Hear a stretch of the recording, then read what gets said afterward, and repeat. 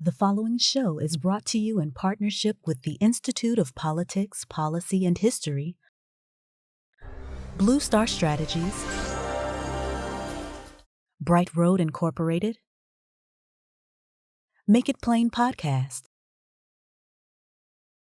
and RPC Media.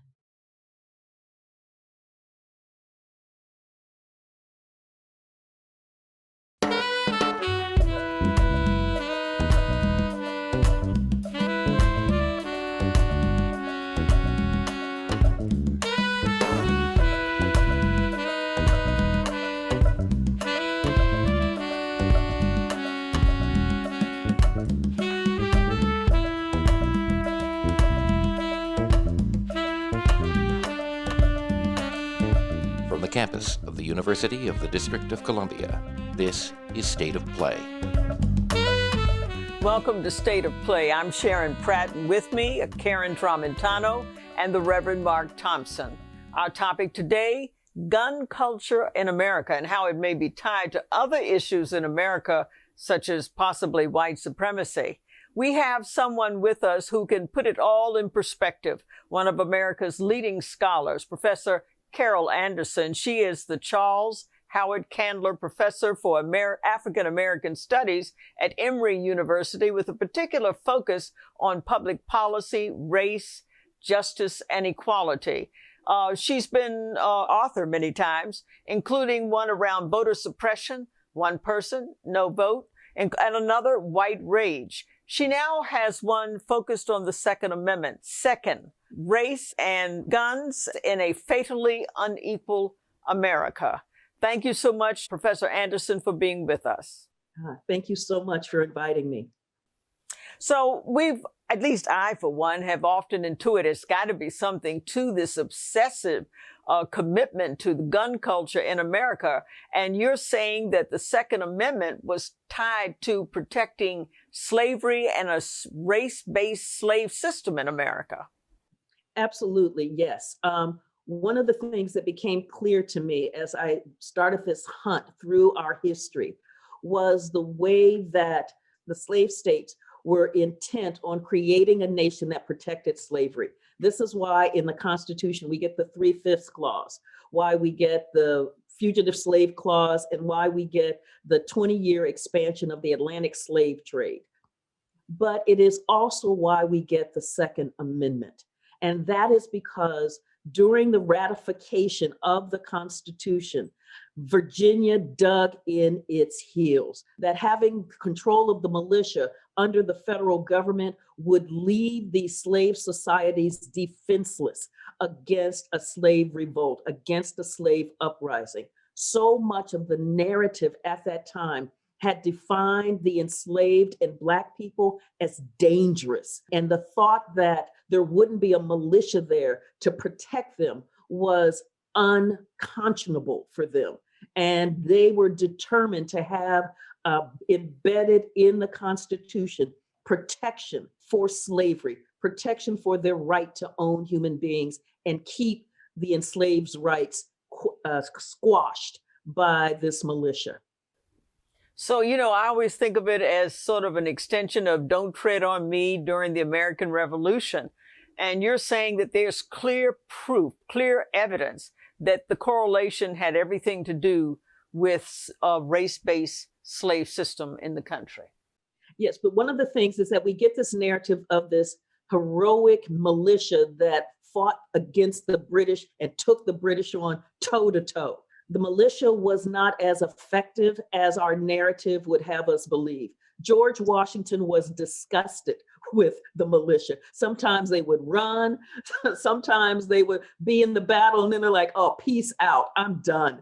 So our narratives don't match with how prominent slavery and protecting slavery was. We have a judicial system right now in the Supreme Court that cares very much about a strict construction of the Constitution and looking at history for what people exactly meant. So how do we get your story to the judiciary or to the public? Because I know I studied history and I didn't know any of this until I read your book. That is a great question. The theory of originalism means that they're not really looking at the role of slavery in the construction of the Constitution. Doing originalism means that you're trying to construct a legal framework back when white men, a strata of white men, had all of the power. This is a dangerous philosophy. Part of what we have to do is dismantle that philosophy and think about what is really going on at the time and how it affects our current day lives as American citizens. So to dismantle this narrative that has been the compelling story of our nation, we would have to look at, people who have been lionized throughout history. And you speak to that in your book. Could you tell us more about those heroes that maybe aren't quite heroes? Yeah, so, we think of Patrick Henry, for instance, give me liberty or give me death. Well, Patrick Henry was one of those leading the charge in Virginia to scuttle the Constitution, leading the charge saying, they're going to take your inwards away from you. And so you have this give me liberty or give me death patriot arguing strenuously for slavery and embedding and strengthening the protection of slavery in the Constitution. With history, we realize that there are folks who do things heroically, but that doesn't necessarily make them unvarnished heroes. And it requires that we just grow up. And to do real history, you tell it all. You tell the strengths, you tell the weaknesses, because we get to the complexities of how policy is made, how laws are made, how lives are lived. That's what's really heroic. But, there are those who would say, well, we're well past a race-based slavery. There was the emancipation, there was the civil rights legislation. Are you suggesting that attitude is still with us in the 21st century? Anti-Blackness is long and strong in the 21st century. We see it in the ways, for instance, why Philando Castile is gunned down, but Kyle Rittenhouse, the young white man who went to Kenosha, Wisconsin, carrying a rifle, and that he's not arrested even as he walks with his hands up after shooting 3 people, killing 2 of them. Anti-Blackness is long and strong in America, and it affects the ways that we move as a nation. When we knew we had an issue and we knew there was a problem around this issue of race, few of us really grasped to what extent that applied to this compulsive obsession with guns in America. So we can't thank you enough for being here with us on State of Play. Thank you.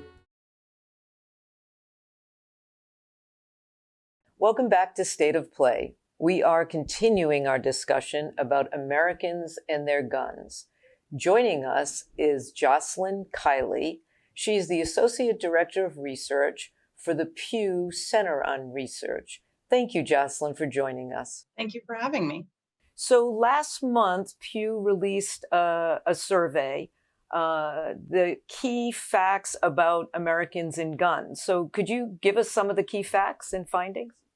Sure. We've been tracking Americans' attitudes about guns for many years now, and this is our most recent report. And so we looked at support for various gun policy proposals, as well as general attitudes about the state of gun policy today. And we found, for instance, that about half of Americans think that gun laws in the country should be stricter than they currently are, while about 14% say that they should be less strict than they currently are. And that's actually a shift a little bit from recent years. Fewer people saying that gun laws should be strict.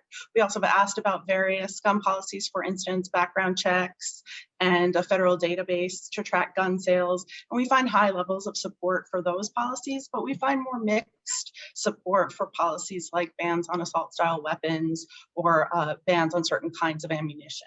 So one of the items that I noticed is that 8 out of 10 African Americans see gun violence as an important issue. How does that compare with other demographics? Sure. Black Americans are more likely than white Americans for sure to say that gun violence is a major problem in the country today. Asian Americans and Hispanic Americans are less likely than Black Americans to say this, but more likely than white Americans to say this. And this is a divide we've seen for some time in our polling, with Black Americans more likely to express concern about gun violence than white Americans. And another item in the study talked about partisan support for a couple of restrictions. So why is it framed in terms of partisan support? Well, so much of what I do is looking at the political landscape in the US, and gun policy, it's a political policy issue. It's really about what can get done in Congress or in state legislatures. And I think one of the things that's important to understand is when there are areas of bipartisan support, so areas that Republicans and Democrats can agree on, and thus perhaps in legislatures you can see agreement, and areas where there are divisions. So for instance, there's wide bipartisan support for making it harder for people with mental illnesses to get access to guns. And there's a fair amount of support across the board for background checks. But when you get to things like bans on assault style weapons, that's when you see Democrats overwhelmingly supporting that, but Republicans really by and large rejecting that as a policy. And so, some of that explains what we see in the political sphere. And I think you said earlier that you see a drop in support for restrictions. Are there differences between Democrats and Republicans and whites versus Black in that drop of support? Overall, in the public, there hasn't been much change, but less Republican support for some of these gun reforms than what we've seen in recent years. So for the most part, we really haven't seen change among Democrats and groups that lean Democratic, and Black American attitudes really haven't shifted very much over the last couple of years. Thank you, Jocelyn, for joining us and for the information you provided. Thanks very much for having me. Don't go away. We have more on this topic on State of Play. Welcome back to State of Play. I'm Sharon Pratt, and with me is Karen Tramontano.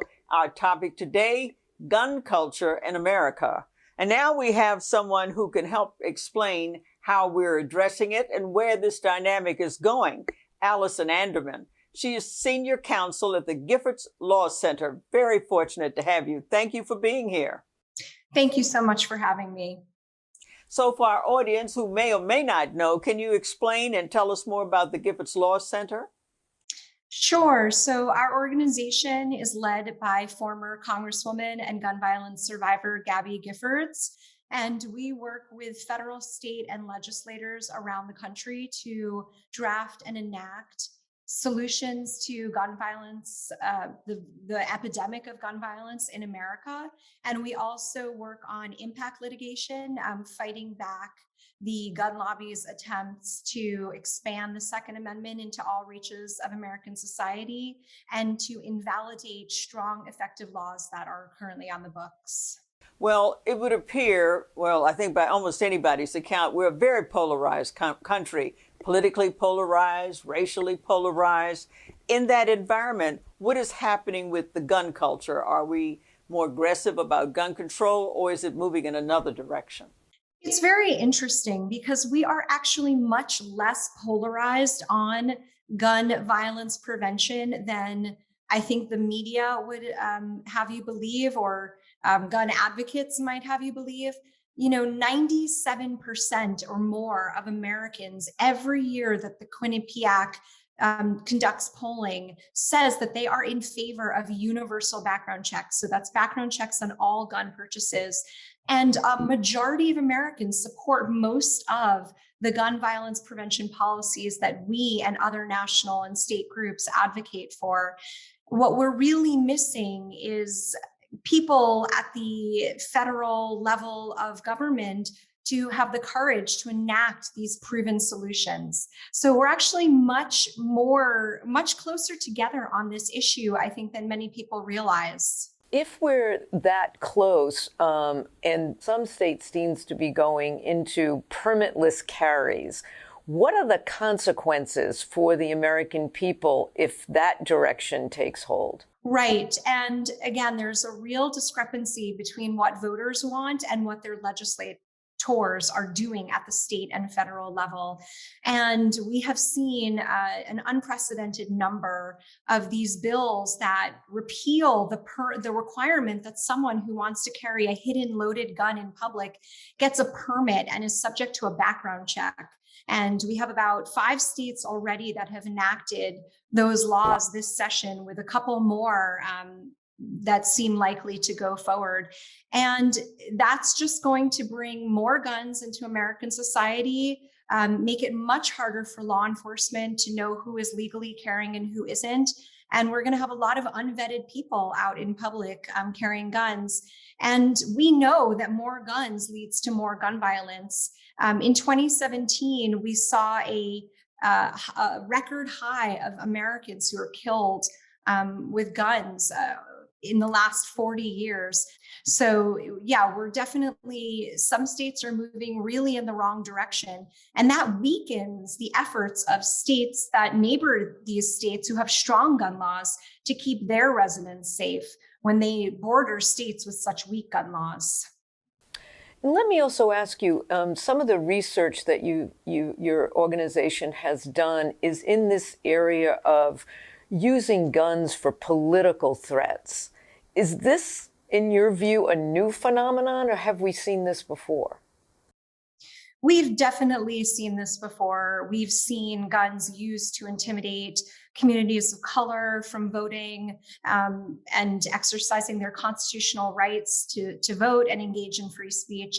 So it's not new, but it does seem to have taken on a more urgent quality in the last year, given what we have seen happening in the American political system, where we have the former president putting forth big lies about the election and the integrity of our free and fair elections, and really ginning up his supporters to go to polling places with guns and protest gun laws and COVID mitigation strategies with their guns. So definitely, I do think there has been an increase in the use of guns to intimidate people from exercising their constitutional rights, but it is not a new phenomenon.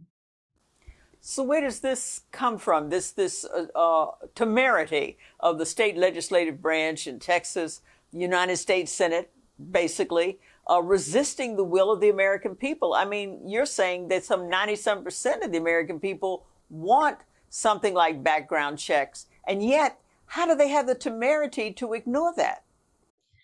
Right. That's an excellent question. I mean, I think one answer is the strength and power of the gun lobby and the gun industry. They've had kind of a stranglehold on federal legislators and legislators in many states for decades, and that's a really hard thing to break. But I also think that because of the nature of the polarization of our political and voting systems in the United States, we are at a time where, unless this is a single issue voting issue for people, they're still going to elect legislators who are extreme on gun issues, because those legislators vote for other things that these people care about in particular states. So we need to make this a priority voting issue for people. We need to help the American public understand that gun violence keeps everybody down. It keeps not just our society down, but our economy down. We spend millions of dollars in costs related to gun violence every year. And this has to be something that people prioritize when they're voting. Do African Americans or other Black and brown communities, do they suffer greater under gun violence than other communities? Do you have the demographics on that?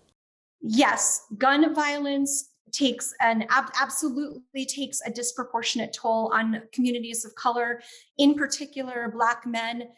Black men make over half of the gun homicide victims in the United States. There are a number of proven solutions to reducing this interpersonal gun violence that predominantly impacts communities of color, need to fund these programs and make them priorities so that we can really address these racial inequities. Do you feel that given, what we experienced on January 6th with the insurrection on the Capitol, and, seemingly other acts of intimidation, that we may be drifting in a dangerous direction, and maybe in that environment we can get the attention of the American people to make this issue a priority when they go to the voting booth?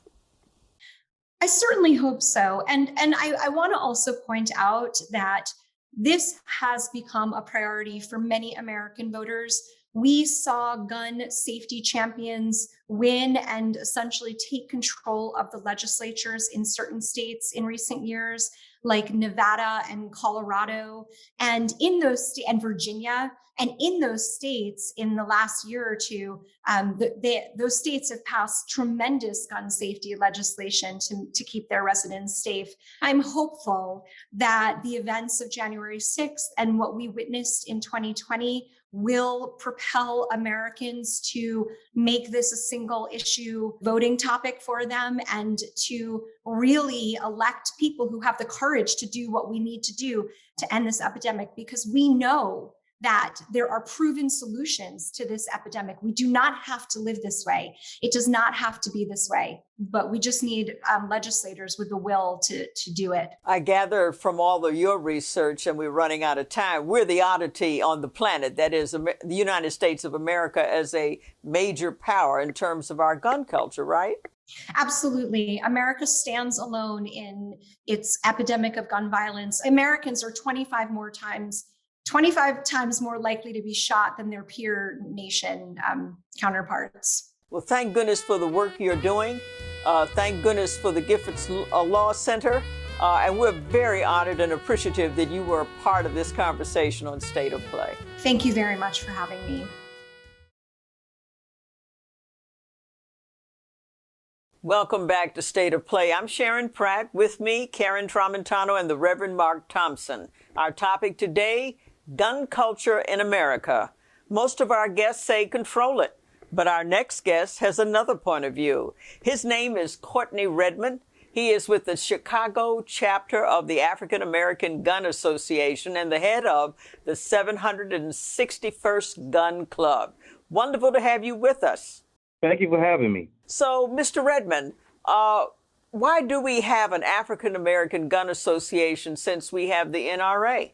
Well, we have a National African American Gun Association for the simple fact that we want to provide an environment for Black people to feel comfortable at the range and learn from Black people, and to also pass the information along in our communities. I think a lot of times we have a miseducation of firearms. The National African American Gun Association provides a great platform for everyone to seek out education in firearms. Mr. Redmond, given Philando Castile was murdered by police while legally carrying a weapon, do you believe African Americans have a Second Amendment right?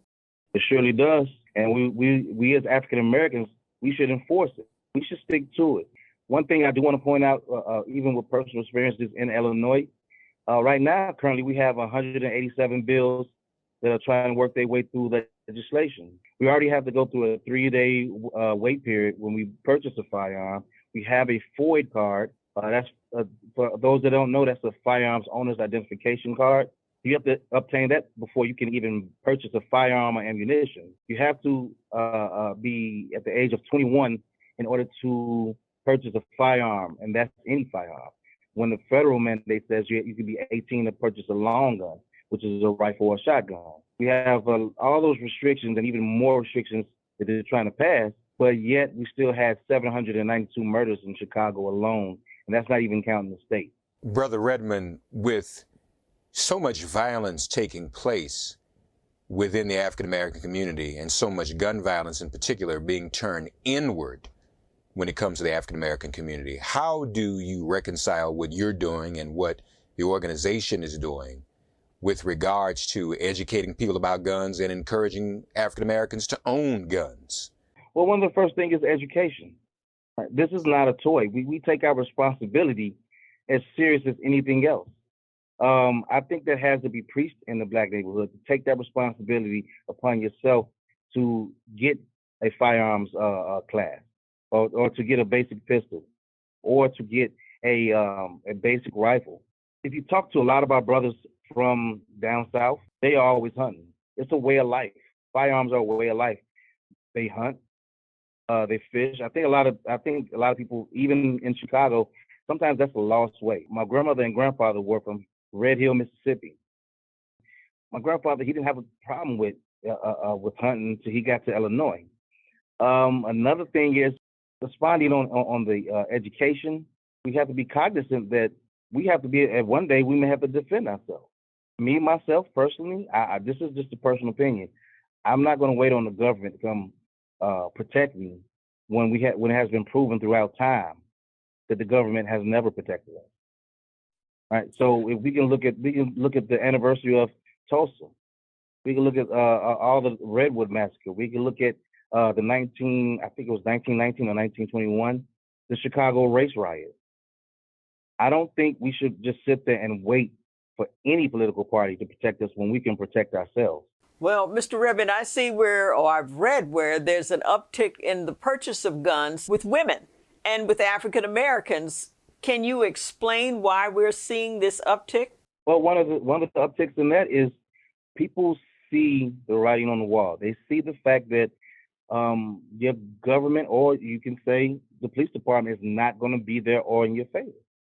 So you have to be able to protect yourself. Your first line of defense is yourself. That's what I tell my students. Your first line of defense is yourself. It may take 20 minutes, it may take 30 minutes for a police department to respond as if you can get to your phone. If someone breaks into your house in the middle of the night, you should already have a plan as to what you're going to do. I'm not saying that you have to. I'm not saying that you should just automatically go to the firearm. What I'm saying is be able to protect yourself. Have a plan. That's one thing we do offer the National African American Gun Association, is learning about home defense. Right? Whether it's non-lethal or lethal, you have to be able to protect your family. So the uptick with firearms, if you look at the riots, you look at the civil unrest, if you look at the pandemic, people were panicking. They were panicking. They were buying toilet paper, paper towels. The supermarkets couldn't even stay stocked with food because people panicked. They panicked and they bought all what they thought was a necessity. And even with that, going around in the firearms world, ammunition became scarce. People were buying firearms. They knew that they had to protect themselves before they would rely on a police department to protect themselves. Mr. Redmond, how does your training program address the fact that African American men are much more likely to be killed by police than white men? I train my members how to deal with a police encounter, a stop. I train my members and my students, because I do train outside of the organization, my members and students, on how to conceal your firearm, right? How to interact with the police when you do have a firearm. What are some of the first things that you would want to do when you're stopped by the police? Well, one of the first things you want to do is you want to present an opportunity for the police officer to understand that you are carrying a firearm. So in some states, I know in Illinois, it's not required unless you are asked. But if you take the extra step to say, hey, I have a firearm, or you do not use the word GUN, do not use that word. Or I say I have a weapon, or even in Illinois, they can see on your license plate that you are a concealed carry holder. Well, one of the first things I'm putting out is my driver's license and my CCL card. That lets them know that's in the car. And then I ask them, what do you want me to do after that situation? What do you want me to do? What does the police officer want me to do? Does he want me to step out the car? He can take possession of the firearm. I try to keep the conversation or the interaction as calm as possible. Well, you've certainly given us plenty of food for thought. Anybody who thought there was only one point of view, especially in the progressive and African American communities, we have gotten an education. We can't thank you enough, Mr. Redmond, for being on State of Play. Thank you for having me. Welcome back to State of Play. Our topic today, gun culture in America, and it's possible tied to racism. We're very lucky because we have one of America's leading experts on this, Pastor Michael McBride. He is the founder of Way Christian Center in Berkeley, a co-founder of Black-Brown Gun Violence Prevention Consortium, and also with Live Free. Very honored to have you with us, Pastor McBride. Called Pastor Mike. Great to be here, Sister Mira. Thank you for having me. You have really become a strong and very respected voice on this subject. What got you so engaged? What got you so involved with this issue of gun violence? Well, I am a product of the crack cocaine era of, the 90s, 80s and the 90s, and grew up losing a lot of friends to gun violence, losing a lot of loved ones to jail and incarceration because of their involvement in this activity. But my turning point came when I was returning home to pastor here in the Bay Area, and one of my young people that I was mentoring and helping to make their way through school was killed. His name was Larry, and at his funeral, him and a number of his classmates were there at the funeral. About 500 young people asked him, how many of you have been to more than one funeral? All of them lifted their hands. I said, how many have been up to 5 funerals? Their hands were still largely up. I got as high as 10 funerals, and half of the congregation still had their hands lifted, weeping. And it demonstrated to me that as a faith leader and a community leader, whatever I was doing was not adequate to save the lives of young Black people. And I had to make a radical shift. The first revolution is always an internal one. And for me, that was my first kind of life revolution around becoming a peacemaker and making sure we could end the epidemic of gun violence in Black and brown communities. So we all know that it's a particular issue for people of color in terms of victimizing our young people. Were there any particular events either in Berkeley or Oakland? I know you were involved with Ferguson to sort of underscore just how dramatic a problem this is. Well, we have to appreciate that gun violence disproportionately visits Black and brown communities, largely because of the disproportionate police contact many of our community members have, the underground economy that is a result of disinvestment in our communities, and the criminalization of poverty that happens within Black communities, often by lawmakers, police departments, et cetera. And when we were in Ferguson dealing with the police violence that is gun violence, when we're in Oakland or Chicago or Detroit or New York dealing with the manifestations of poverty that result in lethal conflicts, we did find that too many of our young people are besieged by hopelessness and trauma. We often say hopelessness is as deadly as a bullet.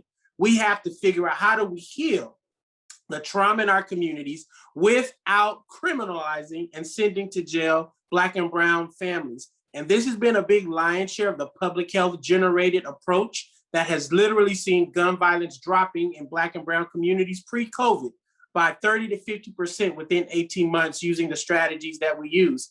This is work that can be scaled up, but we have to invest in it. And we have to invest in it, particularly now, given the way COVID has created quite a jump in gun violence across the country. Have you gotten buy-in from some of the political leadership and other stakeholders? Because, it's hard to mitigate against the circumstance if your community is being flooded with guns.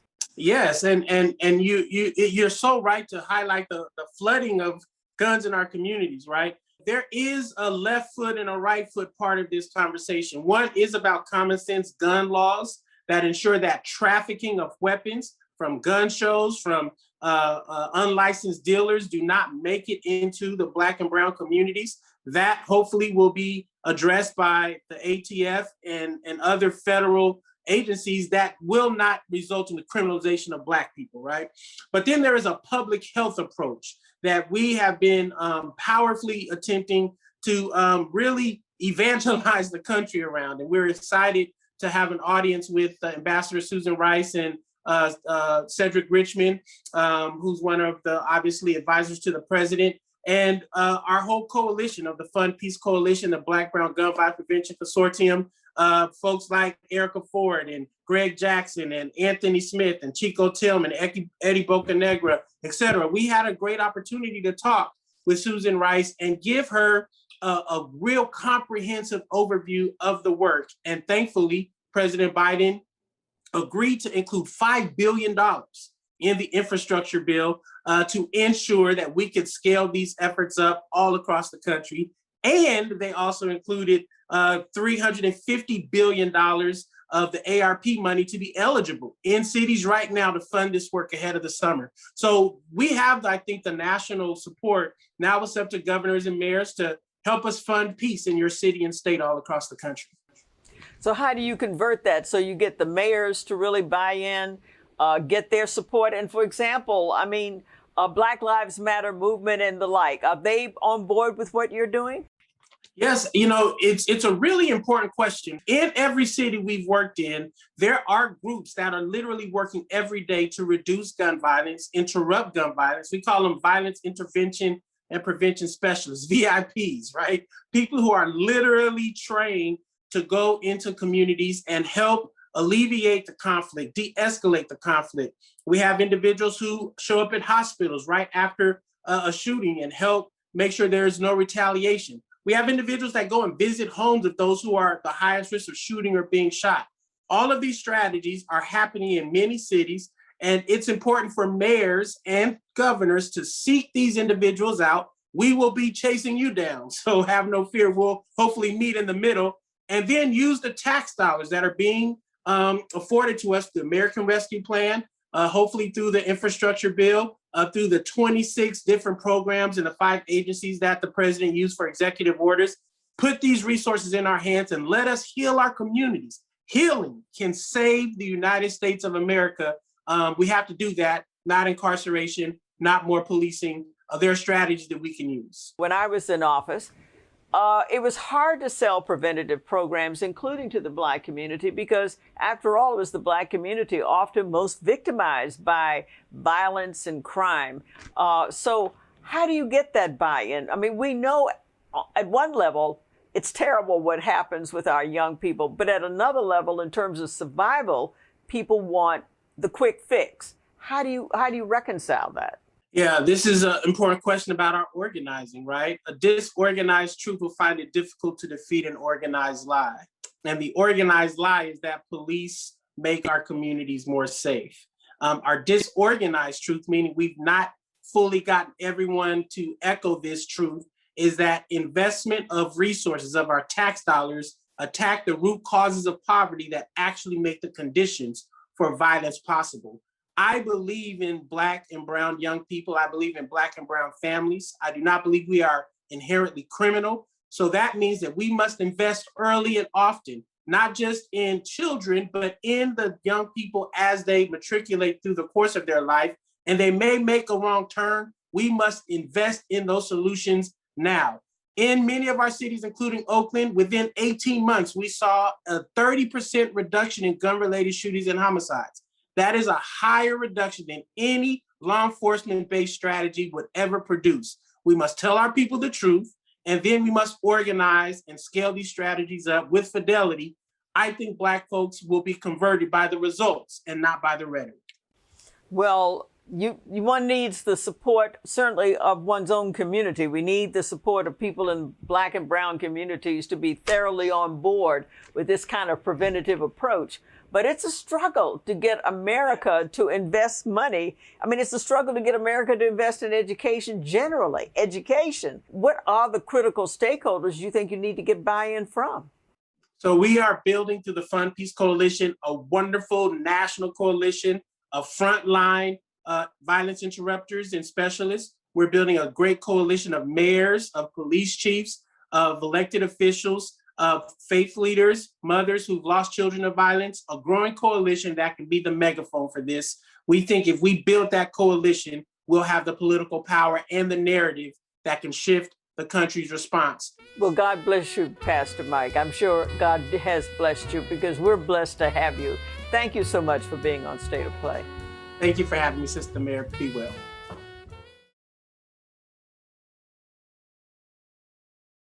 Welcome back to State of Play. Our topic today, the gun culture in America. And we've had great guests, rich content, at least for me, clarity about why the Second Amendment in our Constitution, why it matters so much to so few. And the frustrating thing for me was to learn that over 90% of Americans really want to do something about the proliferation of guns, want background checks and the like, and yet here we are still fighting it. It is so frustrating, and it's so dispiriting for me to watch those kids from Parkland who took up the cause, and here we are, we just ignore them. So that was my takeaway. I think it speaks to a couple of broader issues. One is this narrative about gun ownership and preservation of one's life and the right to liberty. Well, it's just wrong. The other reflection, I would say, is about our system, one of redistricting and gerrymandering, where people who are robust in their support of guns get elected into state legislatures and then drive another narrative of the essentiality of guns. It doesn't seem as if anyone is willing to stand up for what you have correctly outlined, 97% of the American people who want gun safety and gun laws that protect us. I think the gun industry uses the Second Amendment to continue to keep whites in this country miseducated and uninformed. Most don't know, as Professor Anderson pointed out, that the Second Amendment has its roots in enslavement. The perception of where the prevalence of gun violence is stereotyped within the black community. That's why you have the term black on black violence. No other community is referred to in that way. And I think, unfortunately, it has led the white community to think that they don't have a problem, that in fact they are safe. But as many whites die from gun violence as African Americans. And so I think it's time, and I think this show has been important, hopefully, in awakening the public as to what this is really all about. It affects us all. It's rooted in something that was wrong. And until we do something about it, people are going to continue to die needlessly. Well, I think from all of our guests, what is very, very sorely needed is grassroots action.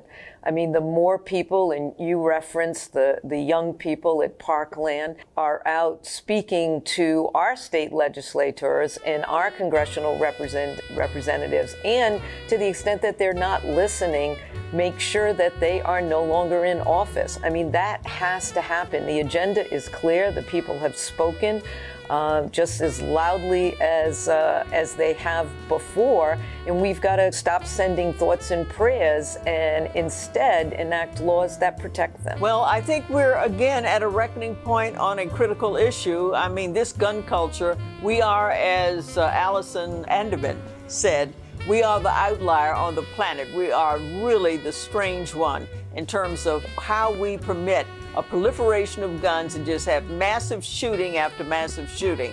But we know where we stand, and we know that the American people want a change to the situation. So I'm glad we had the conversation. It's an important one, and I'm glad we did it here on State of Play.